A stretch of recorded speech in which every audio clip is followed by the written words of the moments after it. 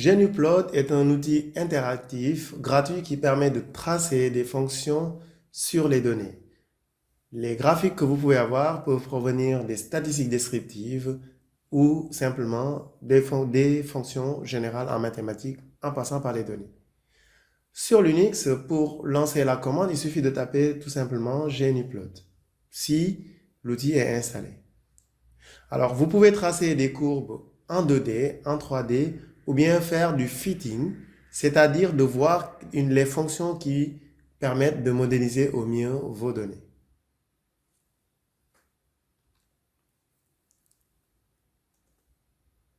Les deux commandes principales de GNuPlot pour le traçage de courbes c'est plot et splot. La commande plot permet de fabriquer ou d'afficher des figures en 2D, alors que la commande splot permet de faire des figures en 3D ou des surfaces.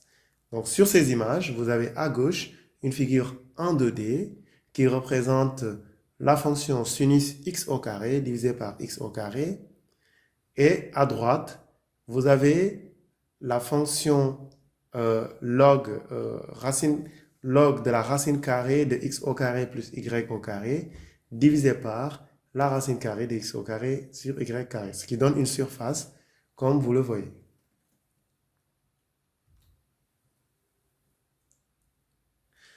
Sur cet exemple, nous avons des tracés de courbes avec la commande plot en 2D. Sur la figure qui est à gauche, nous avons deux courbes, la représentation de la fonction sinus, qui est ici en violet, et la représentation de la fonction tangente, qui est en vert. Il suffit de les séparer par une virgule pour superposer plusieurs fonctions sur la même figure. À droite, nous avons la fonction sinus qui est ici, qui est affichée, mais toute seule, donc ce qui montre la différence entre les deux. Donc, à gauche, la fonction est représentée à l'échelle de la fonction tangente.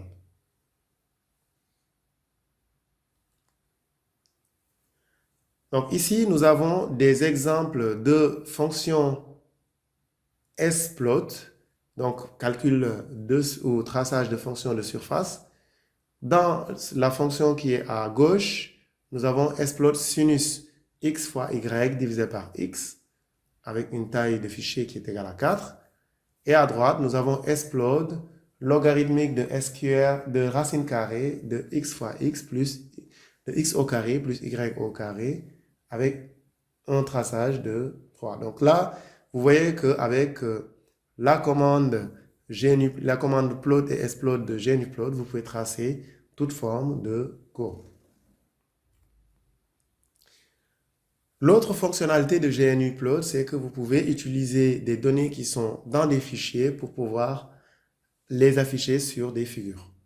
Donc, construire des figures à partir de GNuPlot est très simple. Il suffit de faire plot le nom de la figure et d'indiquer les colonnes que vous voulez tracer.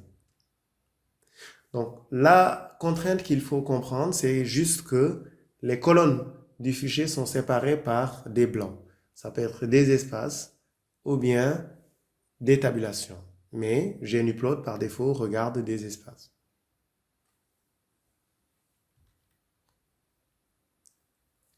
Là, nous avons d'autres exemples d'utilisation de GNuPlot pour tracer des fichiers.